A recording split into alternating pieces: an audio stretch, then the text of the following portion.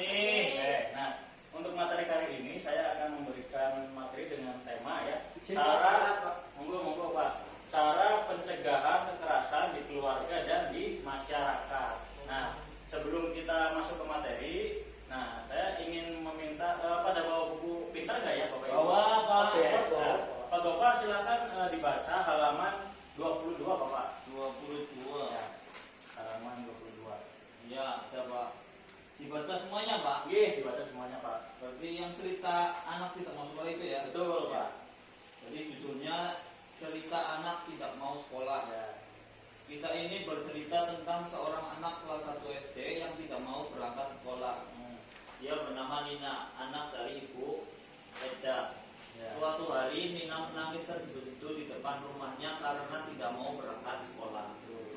Di saat Nina sedang menangis, seorang ibu bernama Ibu Ati bersama anaknya berjalan melewati dan menghampiri Nina sebagai tetangga.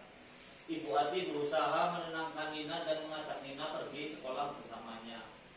Namun, di saat Ibu Ati sedang berusaha mendiamkan tangisan Nina, tiba-tiba Ibu Enda atau ibu dari Nina keluar dari rumahnya dengan wajah marah.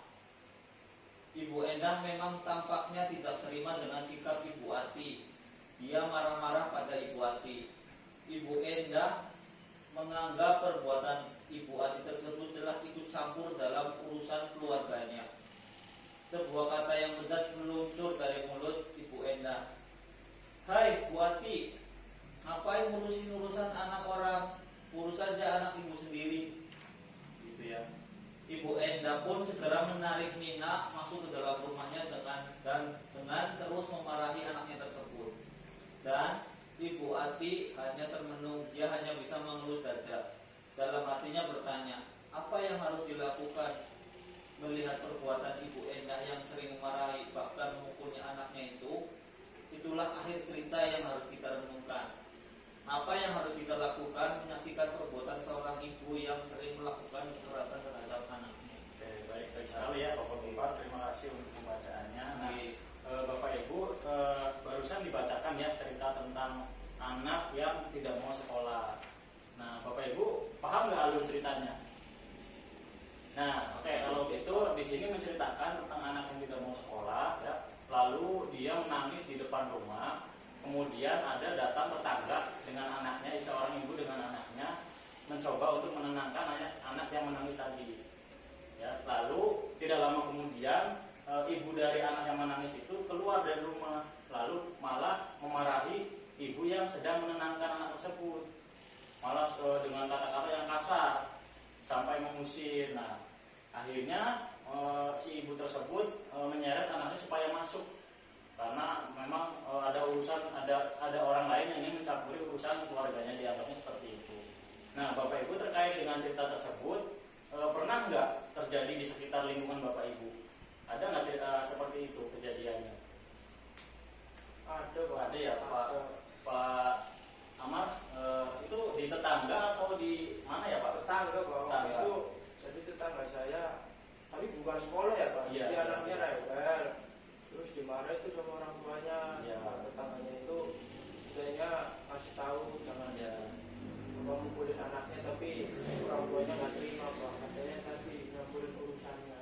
Oh ya baik, terima kasih. Ini hampir ya, walaupun tidak sama tapi hampir mirip ya Iya, Bapak Amar ya. Nah Bapak Ibu terkait dengan cerita tadi ya, kita bisa melihat atau bisa memikirkan bagaimana kejadian itu bisa terjadi. Nah, menurut Bapak Ibu nih, ketika kasus seperti Nina tadi terjadi, kira-kira apa yang akan dilakukan Bapak Ibu sekalian menanggapi kasus tersebut atau mengatasi kasus tersebut? Ketika anak sedang menangis terus malah dimarahi oleh orang tuanya. Nah, bagaimana nih tindakan Bapak Ibu ketika melihat seorang anak menangis karena ada masalah contohnya? Seperti itu. Ada nggak satu atau dua nggak apa-apa? Dua. Tadi mau jawab Pak. Mau jawab pakainya Pak. Jadi ketika cerita tadi Nina, kira-kira yang dilakukan Pak Gopal apa ketika melihat Nina tadi menangis? Kalau menurut saya sih yang dilakukan Ibu Ati sudah benar. Benar ya. Iya, cuma memang ibunya Ibunya sendiri yang kasar ya Pak.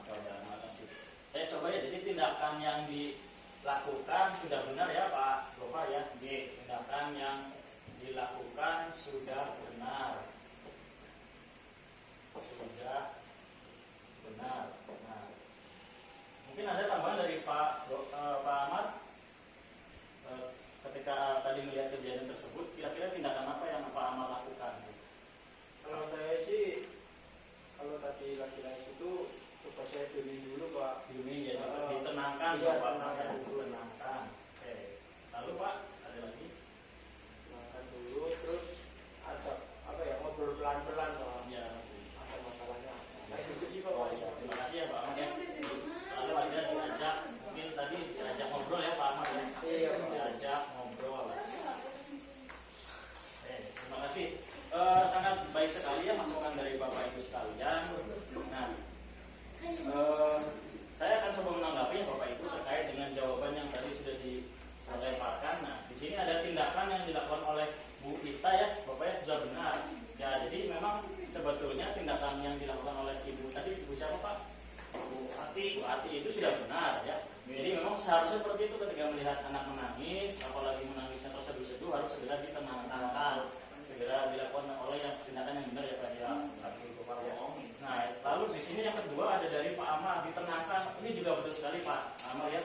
Ketika melihat seorang anak, apalagi dia masih usia sekolah, ketika melihat dia menangis bahkan sedih ya, harus segera ditenangkan. Lalu juga ada diajak ngobrol. Ini merupakan salah satu langkah persuasifnya ya Pak Amar ya. Dimana ketika ada anak sedih ya harus dirangkul terlebih dahulu diajak ngobrol. Oke, terima kasih ya. Saya kira cukup seperti itu dari saya. Selanjutnya akan dilanjutkan lagi dengan fasilitator yang lain.